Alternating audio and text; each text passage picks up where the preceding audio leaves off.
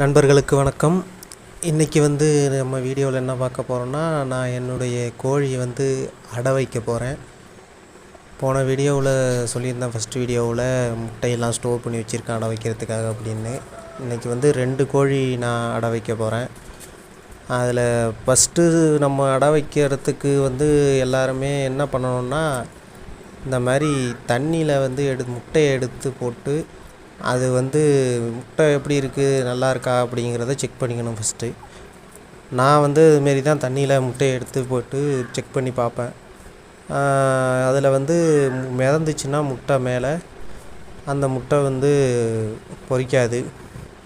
அந்த முட்டையெல்லாம் எடுத்துகிட்டு அடியில் தண்ணியில் ஸ்டோராகி நிற்கிற முட்டையை மட்டும்தான் எடுத்துக்கணும். அது மாதிரி எடுத்துக்கிட்டு அதுக்கு பிறகு அந்த முட்டையை ஒரு துணியை எடுத்து ஈரத்தை துடைச்சிவிட்டு கொஞ்சம் நேரம் வச்சிங்கன்னா ட்ரை ஆகிடும், காஞ்சிடும் ஈரம். அதற்கு பிறகு அந்த முட்டையை நம்ம எடுத்து அடை வைக்கிறதுக்கு எடுத்துக்கலாம். நான் இரும்பு சட்டியில் தான் அடை வைக்கிறது எப்போவுமே. 2 இரும்பு சட்டி எடுத்துக்கிறேன். ஒரு சட்டி என்ன அட்டை மாரி போட்டிருக்குன்னு பார்த்தீங்கன்னா, அது கொஞ்சம் ஓட்டையாக இருக்கிறதுனால. இதுக்கு என்னென்ன நம்ம அடை வைக்கிறதுக்கு எடுத்துக்கிறதுனா, எப்பவும் போல் மிளகாய், இந்த மிளகாய், இரும்பு துண்டு, கறி துண்டு எல்லாமே எடுத்துப்போம். அதுமாரி நானும் எடுத்துக்கிறேன். எடுத்துக்கிட்டு அதில் இரும்பு சட்டியில் மண் தான் அடை வைக்கிறதுக்கு யூஸ் பண்ணுறது. மண்ணை எடுத்துக்கிட்டு அதில் மிளகாய், கறி துண்டு, ஆணி, வேப்பிலை ஒன்று எல்லாம் சேர்த்துக்கிறேன். மிளகாய் எதுக்குன்னா பூச்சி எதுவும் எறும்பெல்லாம் பக்கத்தில் வராது அப்படிங்கிறதுக்காக.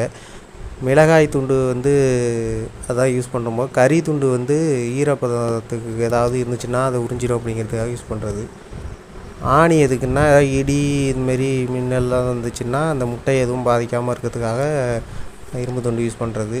வேப்பிலை கிருமி நாசினிக்காக நான் வச்சுக்கிறேன். ஒரு கோழியில் 18 முட்டையும், ஒரு கோழியில் 20 முட்டையும் வச்சுருக்கேன். என் கோழி கொஞ்சம் பெரிய சைஸு அப்படிங்கிறதுனால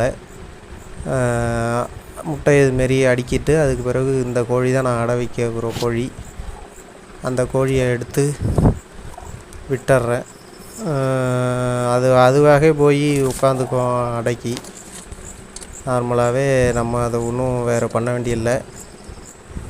அதுவே போய் உட்காந்து அடை காத்துக்கும். 21 நாளில் குஞ்சு பொரிச்சிடும்.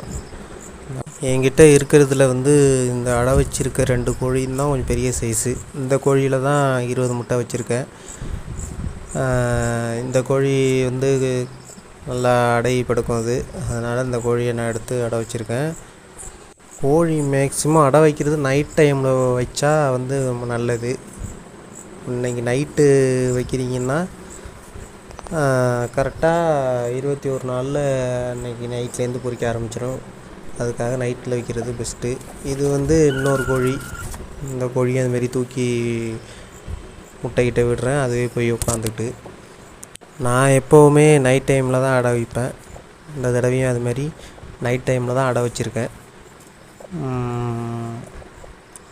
அதுக்கு பிறகு இப்போ கோழி நீங்கள் 2 நாளைக்கு ஒரு தடவை வெளியில் எடுத்து விட்டிங்கன்னா அது மண்குளியல் போட்டு திரும்ப அடையில் உட்காந்துக்கும். மண்குளியல் போட்டால் பேன் இதுமாரி இருந்ததுன்னா உற்பத்தி ஆகாது அதிகமாக. அதுக்காக அதுக்கு பிறகு கூட்டில் தான் அடை வச்சுருக்கேன்.